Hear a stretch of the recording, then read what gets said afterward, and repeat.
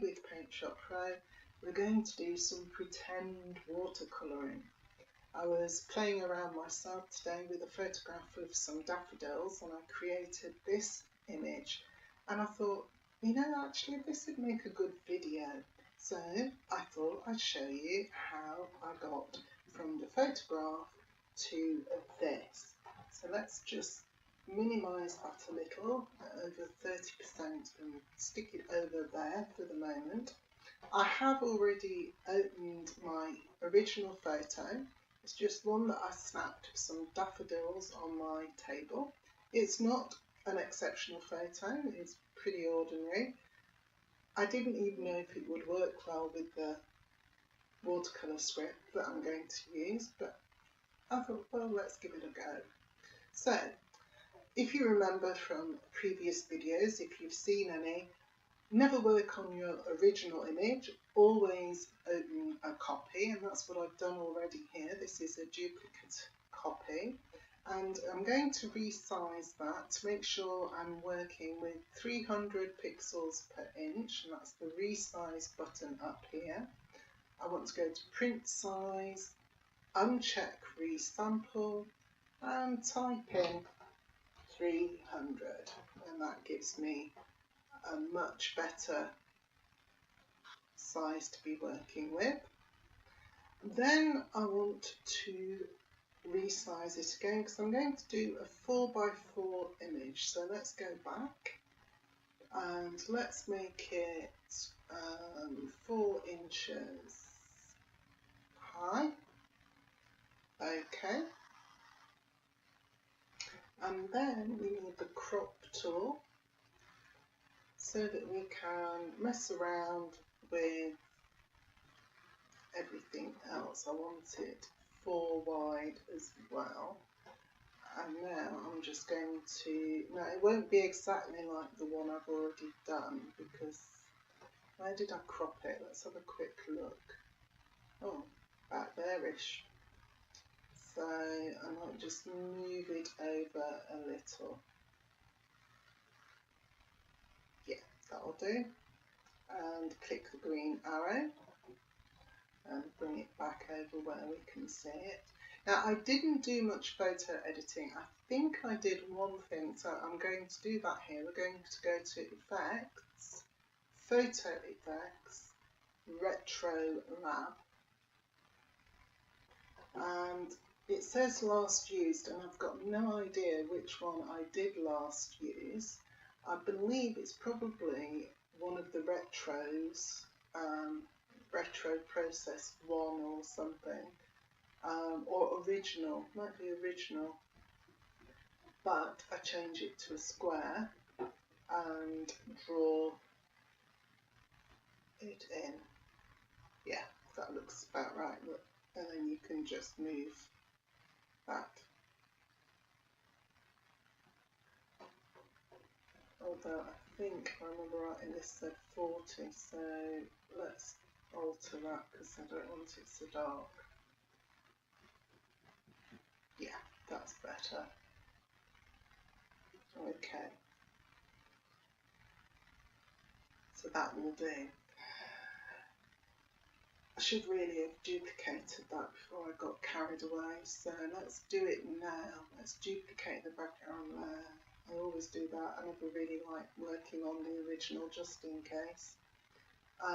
So that will do for that. What's the next stage? I think next we need to open our script toolbar. So let's go to View, Toolbars and Script. Gives you an extra toolbar. You can actually dock these. If you remember from any previous videos, I have all mine lined up on the right hand side, but to make sure that I could show you where to get this from, I actually went to a default view here. You choose your scripts from here, and mine's called J. Brad Watercolour 2015A. I think I rewrote it a year or two ago in version X7. And then to run a script, you just click this, Run Selected Script, and sit back. Now some scripts are interactive and you have to click things and make any changes. I didn't alter this at all, I just clicked OK. So sit back while we watch it work. So let's go.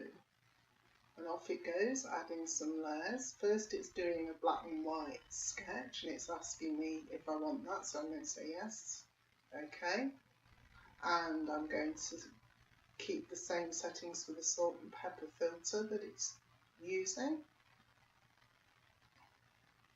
And then you have to sit and wait for this green bar. Twiddle your thumbs. Think nice spring thoughts. The larger the image, by the way, the longer the script will take to work because it's got more work to do. So a 4x4 is a little bit better because it's relatively quick. Let's click OK. Messing around a little bit more, and there it is. Now it's actually not as dark as that one. I've obviously done some other stage that I didn't realise. So I'm going to duplicate the layer again. I did do this, I know that. And again, because I like to keep the watercolour version, we're going to turn off the visibility of that one. And this top layer I'm going to change here to multiply. Not bad. Should we do it again? Let's do another layer. Duplicate that multiple. Oh, that's a little bit better, isn't it? And we'll just lower it because it's perhaps a little bit darker than we want. Let's take it down to 55. Yeah, that's not bad. I must have sharpened the image on the other one and that's why it's a little bit different, but this will do. Now let's merge these three layers together. So layers, merge, and we'll merge the visible. Don't do flatten because that will make it one layer and we want to keep our layers intact. So merge visible, and let's call that Watercolour 01. So we know that's done. Next, we're going to add a mask, and I want first of all to, let's just duplicate another layer, it's the quickest way, drag it underneath. I want to change this to black and white. I'm going to pick up my paint bucket and I'm going to fill that layer with white underneath. Can't see it, but I know it's there. So now we're going to add a mask. Now, I don't know if these come with PaintShop Pro, but here's one. It's called Mask number 40, and I've pulled it out from my files. I can't remember where I got it or whether it came with PaintShop Pro, but there are some that you should be able to use. And you open the black and white image, and then down here you can go to New Mask Layer from Image. And then you look for the image here, and it's Mask 40. Source luminance and leave everything else as it is, and click OK. And now you can see that it's hidden some of my painting and given me a bit of a rough edge, which I quite like. I'm just going to pull out a little bit and pull my sides down because we are just going to make it a little bit bigger. So get the pick tool. You can see here we've got a bounding box, and I'm just going to drag it out a little bit to fill a bit more of my canvas. I'm grabbing the corners so that I resize it in a proper manner. Don't get it out of ratio, and I think that might do. Yeah, that will do. So I can minimise that out of the way. And then again, to keep all my layers intact, I'm actually going to click on the layer that says group I'm going to duplicate it again, hide that original one and drag it under that white background there. And again, it's because I want to keep these different sections together in case I make a mess and want to mess around with it some more. So now I'm going to, I think I can do merge visible again. Sometimes if you've got groups it doesn't always let you, but we'll merge visible because I want my white and my painting to be together. And there we go. And now I'm going to add the text for O Spring. So we want the text tool. I chose a font called Kiln Serif Regular here, and it's 22 points. It's doing a vector, and I've got it set to the right hand side so I could line it up over here. And I don't want a stroke or an outline, so I think that's sure it's 0. And I chose a colour from the picture which was a sort of a blue colour. So I'll show you, let's sort of pick a darkish blue again, that'll do. And we'll line up, say about there, and type Spring. Click the apply arrow and I can move it if I want. Let's say, oh, back there will do nicely. And I'm going to mess around again with the duplicating of the layers. I'm going to save my text below here invisibly. I'm going to convert this vector text now to a raster so that I can add texture effects, and that's under layers, convert to raster layer, and then I can layers, and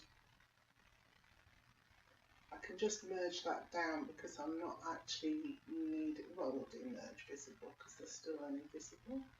Now, I signed mine, and I'm going to cheat here because you don't want to watch me trying to fiddle with a pen. I've got a graphic tablet with a pen, and it meant that I could actually sign it as if I'd actually painted it. I know it's cheating, isn't it? So I'm going to pinch it from here. I'm going to edit, copy, and do edit, paste as new layer. And yes, we can't see it because it's invisible, so there we go. And then if I get the pick tool, I can grab it and I can pull it down. You could make any sort of mark you like using your mouse or whatever, and there we go, that'll do it.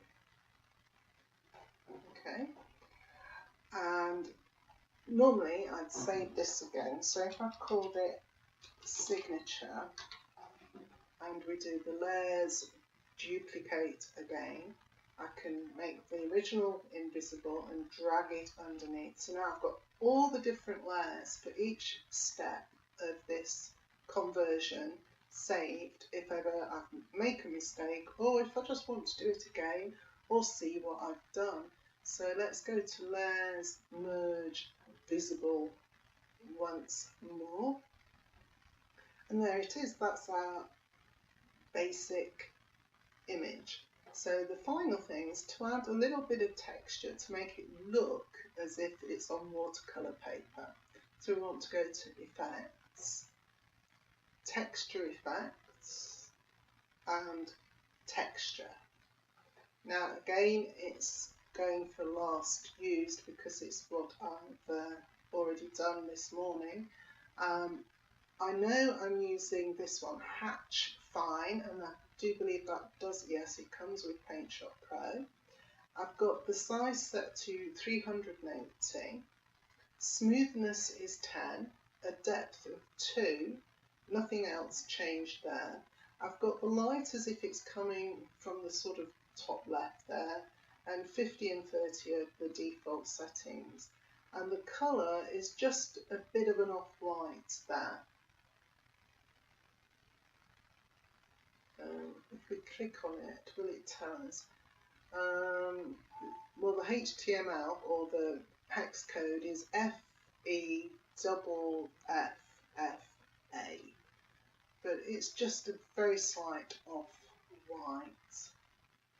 And if I click OK, oh, I should also tell you, don't forget to click preview on image there, and you'll be able to see what it looks like. That's not bad, is it? So I'm going to click OK. And from my previous video about what you see is what you get, not often, if you want to see exactly what it looks like at 4 inches, zoom out to about 30%. And actually it's a bit smaller than that one, but there you go.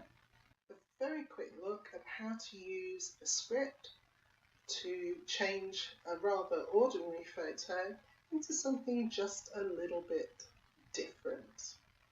I hope you've enjoyed this quick run through. If you'd like the watercolour script and you're using PaintShop Pro X7 and above, then do pop over to my website, janebradbury.com. There's a contact page there, and if you drop me an email, I'll sort you out with the script, possibly with a small fee, but I promise it will only be a small fee. I'll see you next time. Until then, take care.